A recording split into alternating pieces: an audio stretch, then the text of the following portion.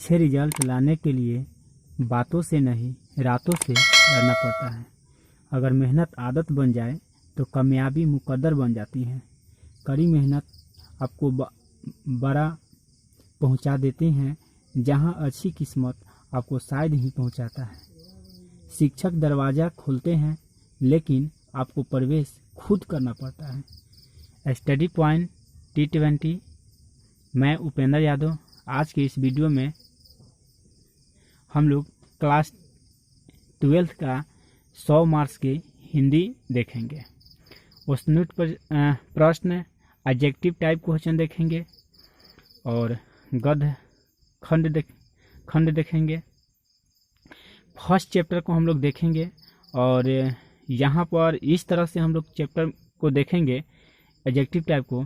जो आप ध्यान से इसको देखते हैं तो आपको गारंटी देता हूँ कि ये आपको हिंदी में 50 में 50 एडजेक्टिव लाइएगा, ये गारंटी देता हूँ। और आप यहाँ पर हम लोग क्वेश्चन करेंगे। ऑलरेडी आपके सामने यहाँ पर दिखाई दे रहा है। हिंदी का यहाँ पर 100 मार्क्स का क्वेश्चन है और हिंदी 100 अंक का है। वस्तुनिष्ठ प्रश्न है, यहाँ पर एडजेक्टिव टाइप क्वेश्चन है, गद्य खंड है यहाँ पर। तो चलिए यहाँ पर काफ़ी आप मेहनत कीजिए। यहाँ पर सबसे पहले हम लोग यहाँ देखते हैं चैप्टर बातचीत चैप्टर देखते हैं। और इसी चैप्टर से ना हम अगर इस चैप्टर से निश्चित रूप से सारे चैप्टर से 2, 4, 5, 6 क्वेश्चन करवे करता है। तो चलिए बिना समय गंवाए हुए हम लोग इस सीरीज बाई सीरीज आएगा। इस सीरीज नंबर 1 है, एपिसोड 1 है, फिर उसके बाद में कल 2 आएगा, 3 आएगा। इंटर के एग्जाम से 1 माह पहले तक ले पूरा आपका हिंदी खत्म कर दिया जाएगा। तो चलिए हम लोग देखते हैं। यहाँ पर देखिए बातचीत।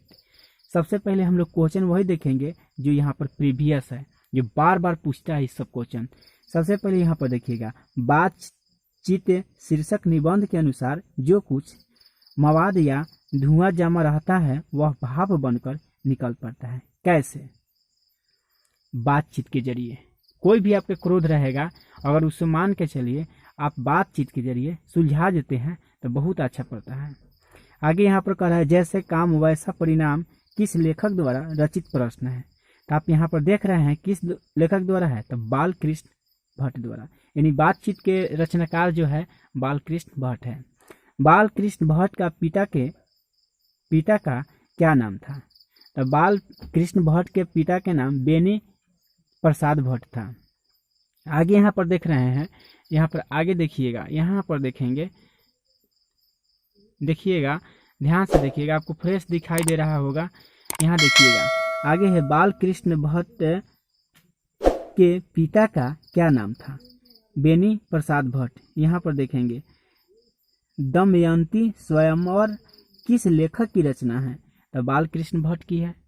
उसके बाद में देखिएगा बालकृष्ण भट्ट किस युग के निबंधकार थे? तो यहाँ पर भारत तेंदु युग के थे। आप वीडियो को रोक कर देखते रहिएगा। यहाँ पर देखिए बालकृष्ण भट्ट का जन्म कब हुआ था? बालकृष्ण भट्ट का जन्म कब हुआ था? यहाँ देखिएगा बालकृष्ण भट्ट का जन्म कब हुआ था? 23 जून 1844 में। उसके बाद में यहाँ पर हम लोग देखेंगे, यहाँ देखिएगा ध्यान से, बातचीत शीर्षक निबंध के अनुसार रस का समुद्र किनकी बातचीत से उमड़ा चला जाता है? आंसर में देखिएगा आप, इसका आंसर होगा 2 हम सहेलियों की बातचीत में। यहाँ पर वाद विवाद संवाद क्या है? वाद विवाद संवाद क्या है? यहाँ पर देखिएगा आलोचनात्मक निबंधों की पुस्तक है।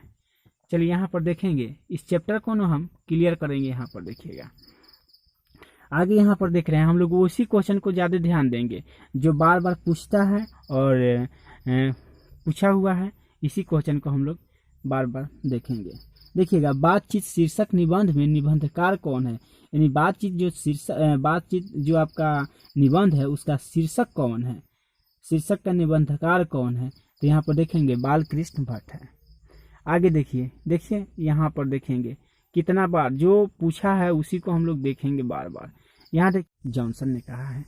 अगला देखिएगा यहाँ पर हम लोग बालकृष्ण भट्ट के पिता पेशे से क्या थे? व्यापारी थे। बालकृष्ण भट्ट के पिताजी जो थे पेशा से उनके क्या थे? वो मतलब व्यापारी थे। आगे देखिएगा यहाँ देखिए बोलने और किताब भी आप लेना चाहते हैं तो दुकान से जाकर ले सकते हैं। बहुत बेटर किताब है जिससे आपको काफ़ी बेनिफिट होगा।